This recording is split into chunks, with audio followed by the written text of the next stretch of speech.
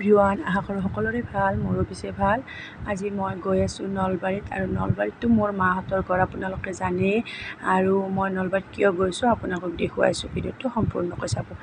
আৰু এতিয়া আহি পালোঁ নলবাৰী, আৰু নলবাৰী এয়া হৈছে জেলখনৰ পিছপিন, আৰু জেলখনৰ পিছফালটো আপোনালোকে এবাৰ চাই লওক।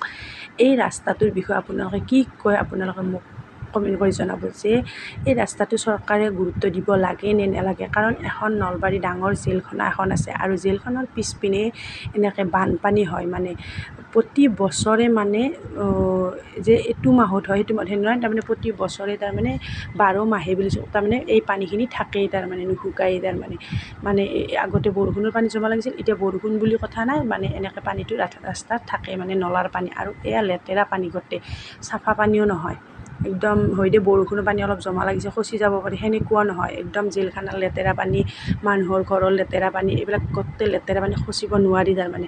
আৰু এইবিলাক পানী খচি এইখিনি অঞ্চলৰ ল'ৰা ছোৱালীবিলাকে স্কুল কলেজ যায়। আৰু মই আজি নলবাৰীত আহিছোঁ, মোৰ কাকাৰ ল'ৰাটোৱে মেট্ৰিক পাছ কৰিছে। এই ৰাস্তাটোৱেদি গৈয়ে সি মানে পঢ়া শুনা কৰিছে, কলেজ গৈছে, স্কুল গৈছে, টিউশ্যন গৈছে, আৰু আজি সি মেট্ৰিকত পাছ কৰিছে, ফাৰ্ষ্ট ডিভিজন পায়। কিন্তু চৰকাৰে এই ৰাস্তাটো কোনো ধৰণৰ সুবিধা কৰি নাই। যিটো এখন নলবাৰী জেলখানা আছে, সেই জেলখানাখনক চাই আপোনালোকে ৰাস্তাটো ঠিক কৰি দিয়ক। এইখিনি পিছ চাইডৰ মানুহখিনি কিমান কষ্ট ভুগি আছে, ল'ৰা ছোৱালীবিলাকে কিমান অসুবিধা হয়, কিমান পঢ়াত ক্ষতি হয়, মানে যেতিয়া এইবিলাক ৰাস্তা এইবিলাকতো মানে বহুত পানী হৈ যায়। কিন্তু এতিয়া উঠা নাই পানী, কিন্তু যদি একজাক বা দুজাক বৰষুণ দি দিয়ে, কিন্তু এই ৰাস্তা পূৰা পানী একাঠো পানী হয়। কিন্তু চৰকাৰে আজিলৈকে এই ৰাস্তাটো কোনো ধৰণে তাৰমানে ভাল কৰি দিয়া নাই। আৰু এই ৰাস্তাটোক লৈ মই এটা ভিডিঅ' বনাম, আপোনালোকক ভালদৰে দেখুৱাম। আৰু এতিয়া মই আহি ঘৰ পালোঁ। মইতো কৈছোঁৱেই যে মোৰ কাকাৰ ল'ৰাটোৱে ফাৰ্ষ্ট ডিভিজন পাইছে, আৰু সি অলপৰ কাৰণে দুখনত লেটাৰ নাপালে, কোনো কথা নাই, আমাৰ কাৰণে ফাৰ্ষ্ট ডিভিজনেই যথেষ্ট। যিহেতু ৰাস্তাটোৰ পৰিৱেশ আপোনালোকে দেখা পাইছে, স্কুল যাব নোৱাৰি, টিউশ্যন যাব নোৱাৰি, সেনেদৰে।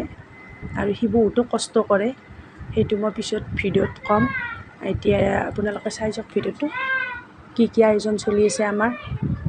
এয়া দৈ গল্লা, এয়া গল্লা বাইদেউ আনিছে কিজানি, আৰু এইপিনে ডাঙৰ বাইদেউ পূৰা পোলাও বনাত লাগি আছে, দৈ আছে, গল্লা আছে, মাংস পলোৱা, তাৰপিছত দাইল, বুটৰ দাইল, পদিনা চাটনি, এনেকৈ। আৰু আমাৰ ইয়াত মানে হিন্দু মুছলিম বুলি কোনো হেৰি নাই, সকলো মানুহ পাছ কৰা গম পালে মানে ঘৰে ঘৰে খবৰ ল'ব আহে, তাৰমানে মাতিব যাব নালাগে। কিছুমান ঠাইত দেখিছোঁ যে মাতিব যাব লাগে, আৰু আমাৰ ইয়াত তাৰমানে মাতিব নালাগে, নিজে মানুহবিলাক তাৰমানে গম পালে যে অমুকৰ ল'ৰাটো পাছ কৰিছে, নিজে আহি যায়, গধূলি খবৰ লৈ যায়। ভাল লাগে আৰু যে মাতিব নালাগে, নিজে আহে, গম পোৱাৰ পিছত মানুহ এটা উৎসাহ দিয়ে, ভাল লাগে আৰু।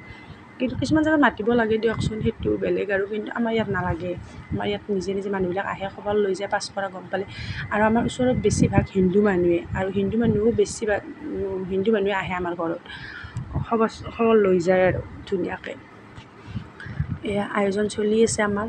ময়ো আহি পোৱাত দেৰি হ'ল, মোৰ 2-3টা মানে বাজি গৈছে আহি পোৱাতে। আৰু এইপিনে বাইদেউৰ কিবাকিবি হ'লে মানে বনোৱা, তাই বনাই আছে। মই বিশেষ একো কৰা নাই, আহি পোৱাত যিহেতু দেৰি হ'ল মোৰ ঘৰৰ পৰা আহি পোৱাতে। এইপিনে দেখিছেনে মাংস বনাই আছে বাইদেউ, পূৰা মাংস বনাত লাগি গৈছে তাই। মই ভিডিঅ' কৰি আছোঁ, আৰু মই ভিডিঅ'টো মানে সম্পূৰ্ণ ভিডিঅ'টো মই গোটেই কৰা নাই, কিছুমান মোক বেলেগে কৰি দিছে।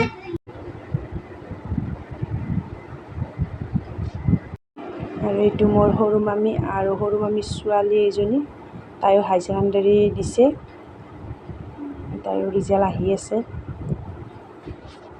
আৰু এইটো মামাহঁতৰ ঘৰ ওচৰতে নলবাৰীতে। আৰু এইপিনে বাইদেউ বনাই আছে বাহিৰতে। আৰু এখন জুলনা আছে, জুলনাখনত মানে এতিয়া উঠিব পৰা নাই, জুলনাখনত আছে কিবাকিবি মানে বস্তু থৈ দিছে, বহুত উঠিব ইচ্ছা যাই আছে জুলনাখনত। দেখিছেনে জুলনাখন ঘৰতে বনাইছে নিজে। আৰু এতিয়া গধূলি সময়ত মানুহ আহিব ধৰিছে এটা দুটাকৈ, আৰু এতিয়া মই পূৰা দিয়াত লাগি গৈছোঁ। পূৰা মানুহক দিছোঁ। আৰু মানে খোৱা জেগা 2 জেগাত কৰিছোঁ। এক জেগাত মানে ঘৰৰ ভিতৰত যাই যে ডাইনিং ৰুমত কৰিছোঁ। আৰু আমাৰ ইয়াত কৈছোঁ আপোনালোক যে হিন্দু মুছলিম সকলো মানুহ আহে, 2 জেগাত বহাই দিছোঁ এনেদৰে। আৰু এইটোৱে হৈছে মোৰ কাকাৰ ল'ৰাটো, যিটো ল'ৰাই পাছ কৰিছে, মেট্ৰিক পাছ কৰিছে। আৰু তাক আমি সৰুৰ পৰা আমিয়ে তাক ডাঙৰ কৰিছোঁ লৈ কিন্তু সেই ল'ৰাটোৱে আজি মেট্ৰিক পাছ কৰিছে। আজি ইমান ভাল লাগিছে, কাৰণ সৰুতে আমি তাক লৈ ডাঙৰ কৰিছিলোঁ, কিন্তু আজি তাৰমানে তাৰ পৰীক্ষাৰ ৰিজাল্টত আজি আমি এনেদৰে মানুহক বস্তু দি আছোঁ, ভগাই আছোঁ।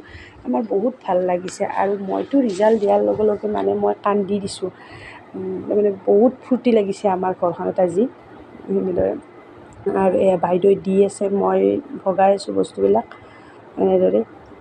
আৰু আজি তাৰমানে বহুত ফূৰ্তি। আৰু ৰাস্তাটোৰ বিষয়টো আপোনালোকক কৈছোঁৱে, সেই ৰাস্তাটোদি গৈয়ে এনেদৰে পাছ কৰিছে। আপোনালোকে ভাবক, ৰাস্তাটো ইমান বেয়া, স্কুল যাব নোৱাৰে, টিউচন যাব নোৱাৰে, ইমান পানী হয়, কিমান স্কুল ক্ষতি হয়, টিউচন ক্ষতি হয়, কিন্তু চৰকাৰে কোনো ধৰণৰ ৰাস্তাটো সুবিধা কৰি নিদিয়ে।